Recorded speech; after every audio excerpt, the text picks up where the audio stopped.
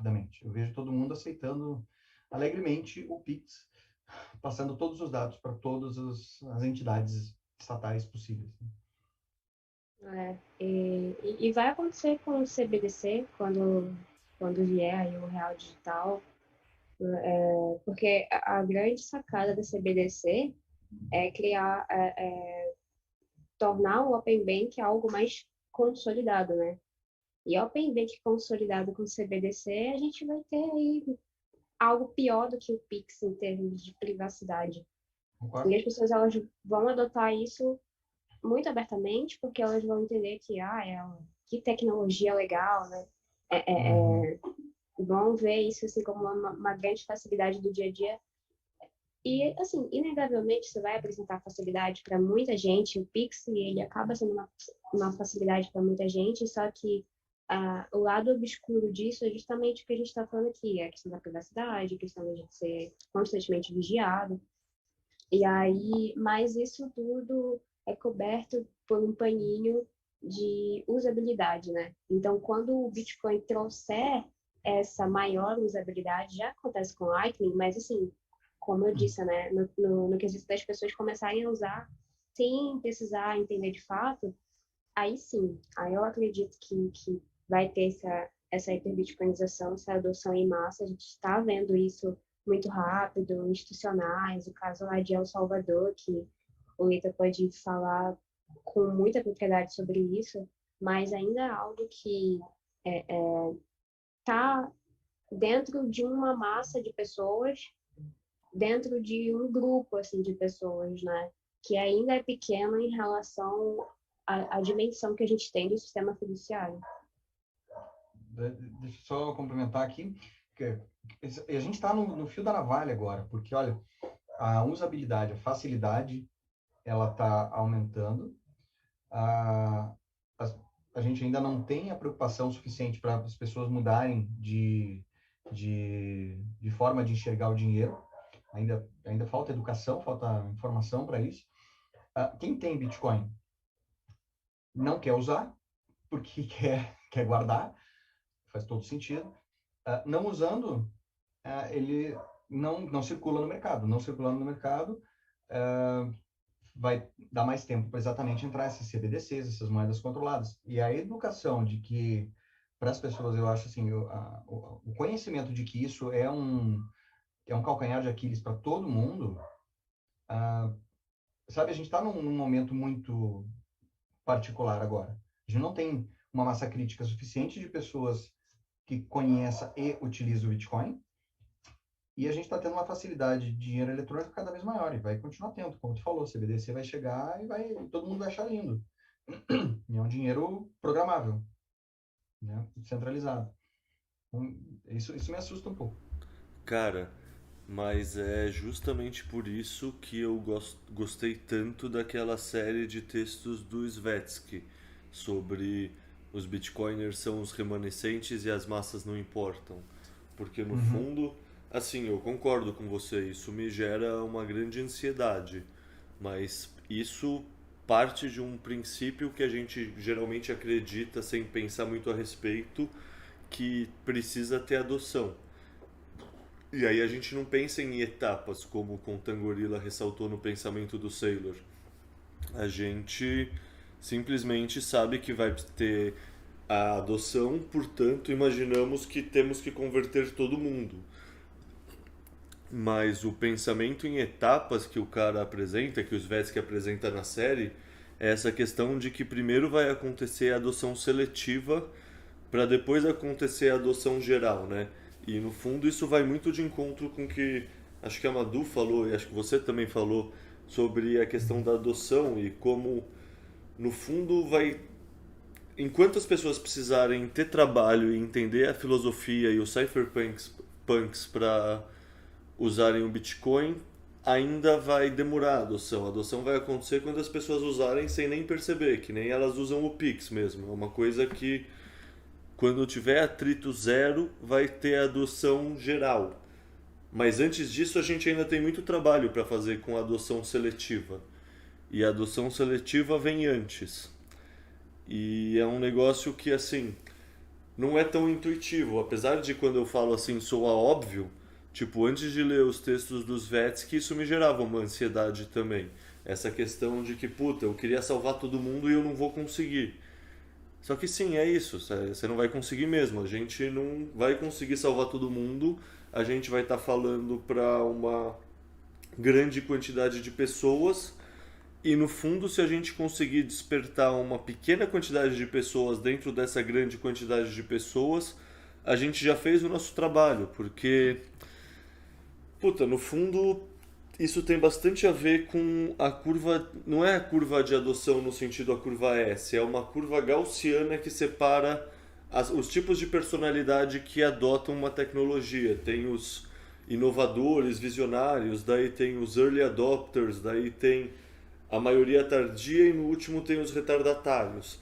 E no fundo a personalidade dessas pessoas que adotam primeiro, que é o que eu estava falando no comecinho da podcast, como seleciona personalidades diferentes, essa personalidade é diferente da personalidade, ou seja, tem uns 15% iniciais que adotam qualquer tecnologia, que são esses mais inovadores, visionários, curiosos com tecnologia.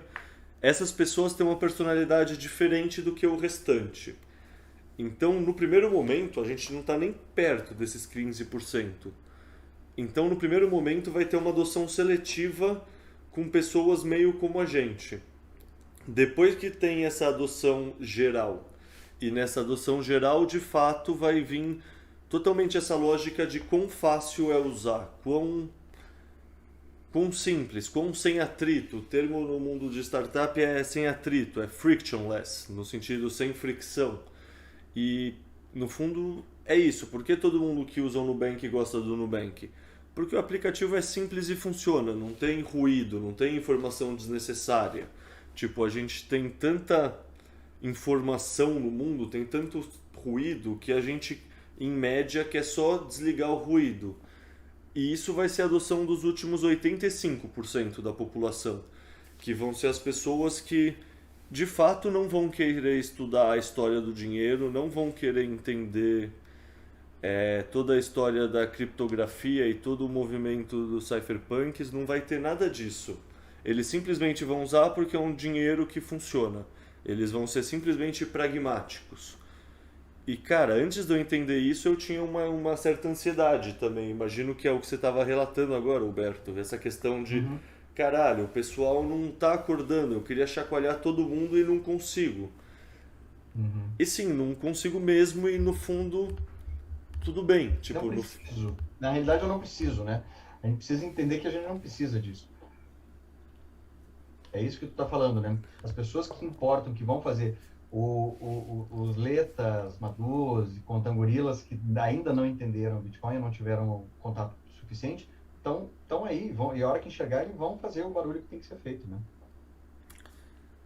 Puta, é isso mesmo, cara. É um negócio que é impressionante. A gente tá numa comunidade tão pequena, numa bolha tão pequena que, não sei, no fundo talvez a Madu que tá nessa há pouco tempo como eu deve sentir parecido, mas é muito doido. Eu comecei assim realmente com uma proposta de simplesmente estudar e compartilhar o meu estudo porque eu via que faltava conteúdo, que faltava material.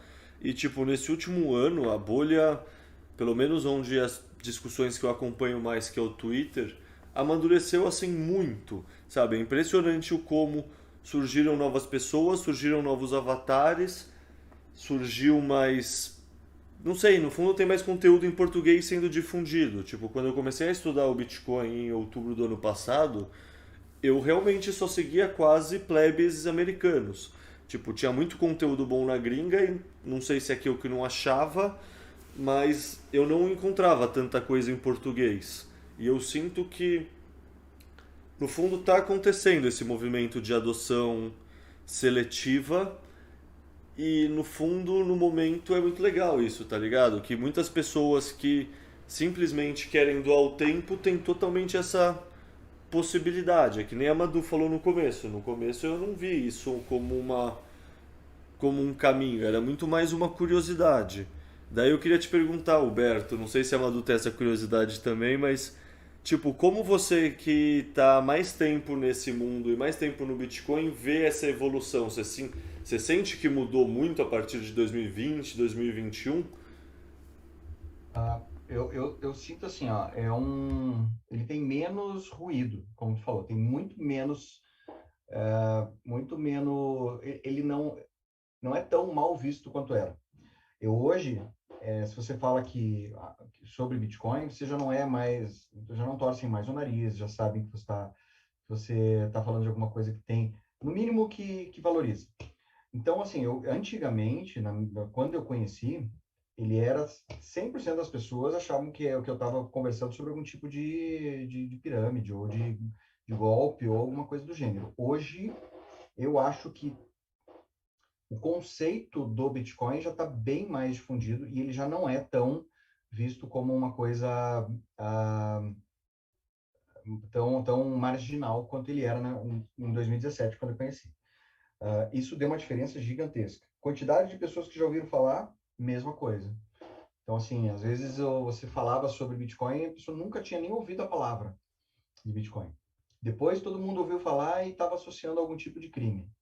Agora o pessoal já tem um pouco mais porque o Elon Musk falou, porque alguma coisa, sabe? Já quebrou um pouco aquela. O pessoal ainda não ouviu falar de Michael Saylor nem nada, mas quebrou um pouco aquilo. Então, eu acho que o mercado mudou, mas eu ainda vejo engatinhando demais, assim, perto do que eu imagino que seja o mercado do futuro.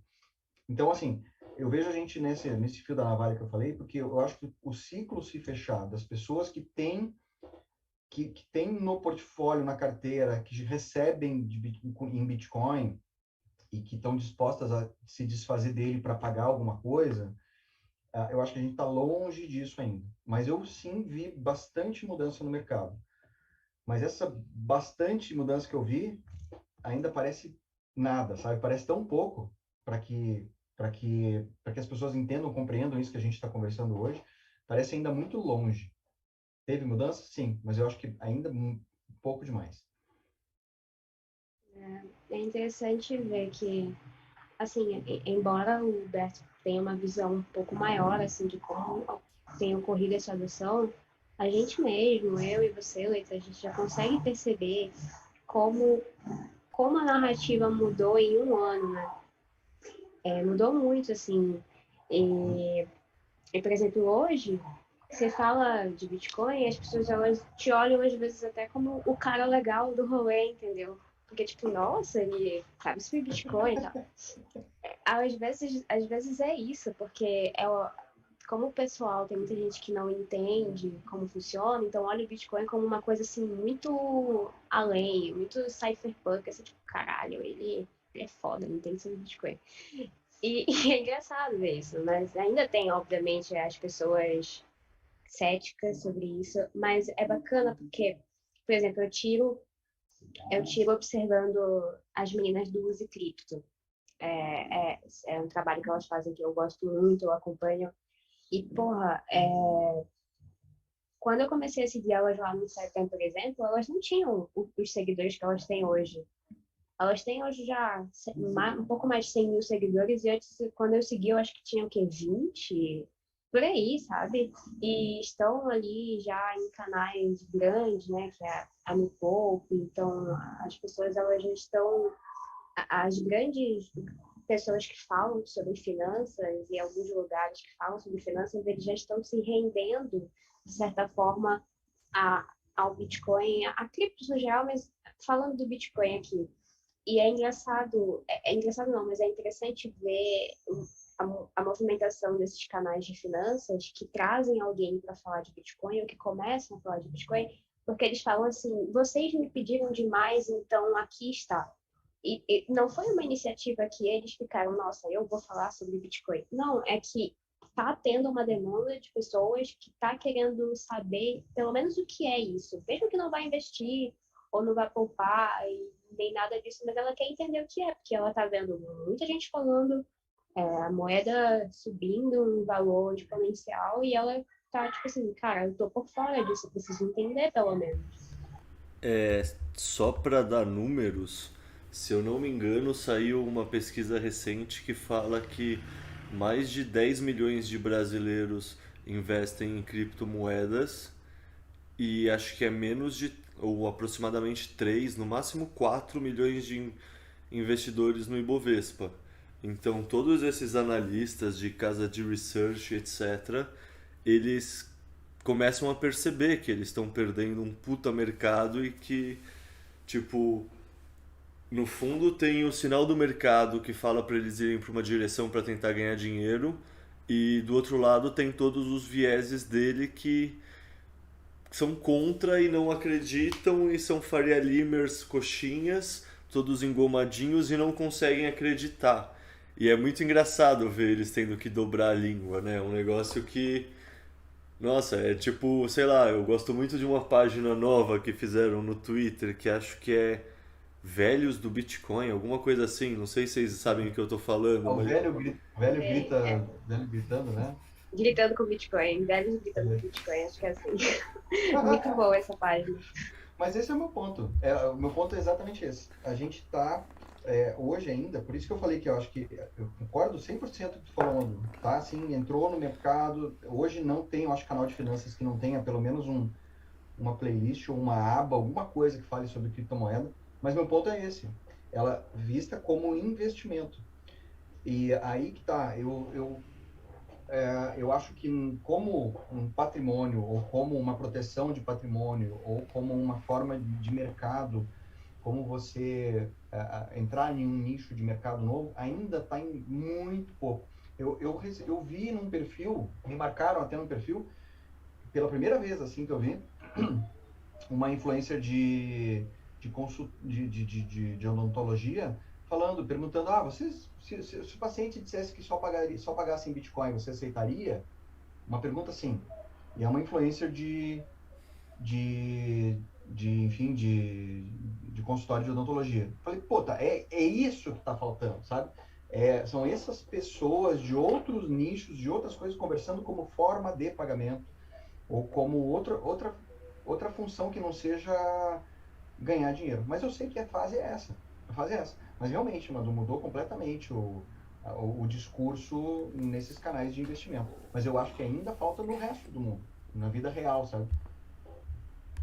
Eu vi esse perfil dessa moça que você está falando, né, dentista, e eu achei muito curioso, porque eu vi ali, aí deve ser alguma influência que fala de Bitcoin que eu não conheço. Quando eu entrei, era completamente diferente.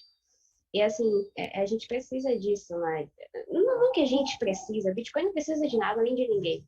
Mas é interessante que aconteçam esses movimentos para que a gente encontre mais pessoas que estão dispostas a entender como a gente entende e ver e ter cada vez mais uma perspectiva bullish em relação ao Bitcoin, assim. Mas hoje está muito nichado, né? Ainda está nichado nos canais de investimento, na galera entusiasta. Então, acredito até que, como você falou, né, da hiperbitcoinização, o caminho vai ser esse. Vai ser de pessoas querendo encontrar alternativas do dinheiro e conversando isso com seus amigos, naturalmente. Não precisa ser entusiasta de Bitcoin, mas pelo menos, tipo, você já ouviu falar sobre isso e tal? E eu acredito que essa aqui que vai acontecer e que a narrativa vai ficar cada vez maior. Perfeito. Eu posso dizer uma coisa que eu notei de diferença talvez o pessoal que esteja vendo esse podcast não conheça ainda o projeto, mas tem o projeto Hold BTC 100, que é um projeto de fazer aportes e a pessoa guardar a longo prazo. E eu recebo muita mensagem. O que mudou, parando para pensar agora, os nomes de perfis ou de pessoas que entram em contato. Tem muita coisa do mundo real. Obviamente, eu imagino que o pessoal ainda esteja vendo como investimento, mas tem pessoal da enfermagem, da propaganda, Então, assim, tem uns perfis com nome, assim, que já identificam a profissão. O que realmente isso me mostra que a pessoa, por exemplo, está guardando Bitcoin, está pensando no futuro, e falta um passinho para que todas essas pessoas, no mínimo, exponham o que recebem. Então, essa é uma das brigas que eu tenho, as brigas, entre aspas, aí, que eu encho o saco do pessoal quando eu falo. Falo, quem faz trade, quem guarda Bitcoin, quem mexe, porque, cara, diga que você recebe em Bitcoin, não custa nada. Cara, é custo zero, sabe? E você simplesmente expor que recebe, sabe? Mostrar que recebe, coloca num post, faz uma placa, sei lá, o que quiser. Mas, sabe, as pessoas têm ainda uma certa vergonha, eu acho, de dizer que aceitam Bitcoin. E esse post dessa... Eu, infelizmente, desculpa, não vou lembrar o nome agora do perfil. Quem me marcou no perfil foi a Luciana, do Organiza Dentista. Mas não foi ela que fez o post.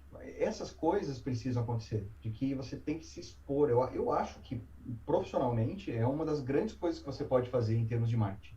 Dizer que recebe em Bitcoin, que você aceita. E aprender sobre isso, que faz parte do negócio. Né? Se colocar no mercado, se mostrar, se expor.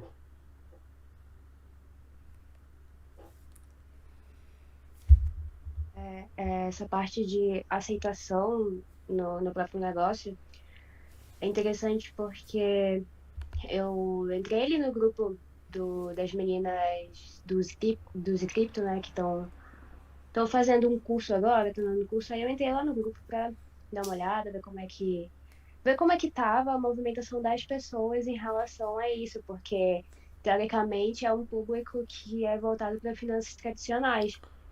E é interessante, eu vi algumas pessoas, assim, obviamente, um grupo de quase 1.000 pessoas, não tinha muitos, assim, falando desse ponto específico. Madu, Mas eu ouvi gente perguntando, oi, Deixa eu te interromper só para te perguntar. Isso é o trabalho delas já com a Natália Arcuri? isso, o da Me Poupe. Muito legal, né? Puta, eu fiquei muito feliz por elas e muito legal para ver esse desenvolvimento no nosso ecossistema. Achei excelente também, eu adoro o É trabalho dela. muito bacana. E dentro desse grupo, eu vi gente perguntando assim, ai, vai ensinar como é que eu posso aceitar no meu negócio e tal. Eu achei legal porque, pelo menos lá dentro, assim, eu vi muita gente super entusiasmada com o curso, querendo de fato aprender, fazendo perguntas assim que, para quem nunca estudou sobre Bitcoin, já estava num nível interessante, sabe, de curiosidade. Então é bacana assim ver esse trabalho, ver as pessoas levando isso a público geral. E é aquela coisa.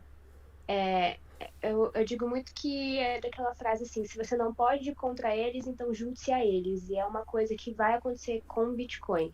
As pessoas vão entender que não tem como você lutar contra isso, é algo que está crescendo, cada vez mais as pessoas adotando, querendo entender, e uma hora ou outra a gente não, né? Mas essas pessoas vão ter que dar o braço a torcer e começar a ensinar, a entender, a usar, nem que seja só para testar e olhar assim, o que que esse cara tá falando desse negócio aqui? Começar a baixar uma carteira ali no celular e tudo mais.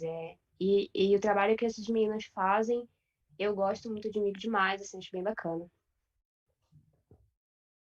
Maravilha. Olha, eu sou fã também, acho que a didática delas é excelente e o legal é a reação.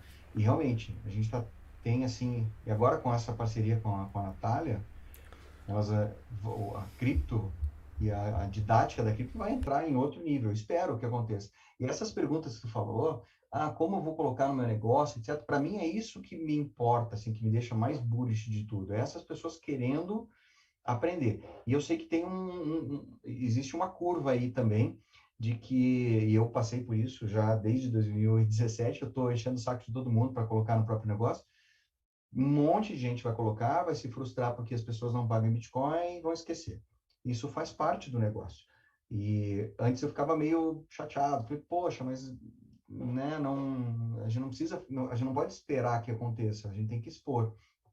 Hoje eu sei que faz parte, que é um processo e que muitas dessas pessoas vão colocar, vão anunciar, não vão ter o resultado, entre aspas, que querem, porque o Bitcoiner não quer gastar, né, o Bitcoin, mas tem que mostrar. Mas uma vez que você conhece do que se trata o Bitcoin, tem que mostrar que recebe, ponto, para mim. E se aparecer, e fica aqui o convite para todo mundo, se aparecer a oportunidade de usar Bitcoin, faça como vocês fizeram lá em El Salvador. Usa e compra em seguida, mas não deixa de usar, porque isso empolga a galera que recebe.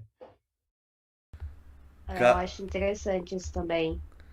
É tipo assim, cara, faz uma transaçãozinha ali, sabe? Só pra mostrar pro cara que sim, tu pode usar, isso vai ser aceito, isso é fácil. Porque isso motiva as pessoas a querer continuar com isso. E se ele coloca ali um negócio, aceita o Bitcoin, pelo menos uma pessoa vai lá e compra dele com Bitcoin, ele vai ficar assim, pô, então eu vou deixar aqui, vai que apareça outra pessoa e tal. E mesmo que de repente nem vai aparecer, mas todo mundo vai estar ali passando, vai ver, tipo, não, esse cara Exato. aceita Bitcoin, mas o que é Bitcoin, né? Se a pessoa não conhece. Ou então, nossa, como é que ele aceita isso? Eu não sabia que dava pra aceitar assim. Aí a pessoa às vezes até vai lá, pergunta, tipo, como é que funciona e tal. E aí começa, né, toda a evangelização. Perfeito, perfeito. Eu sou um desses. Eu defendo exatamente isso. E, primeiro, para o pessoal que já tem e coloca e investe, mostra que recebe. Segundo, se você tem oportunidade, tem que fazer uso, cara. Você, precisa, você meio que faz bem pro todo.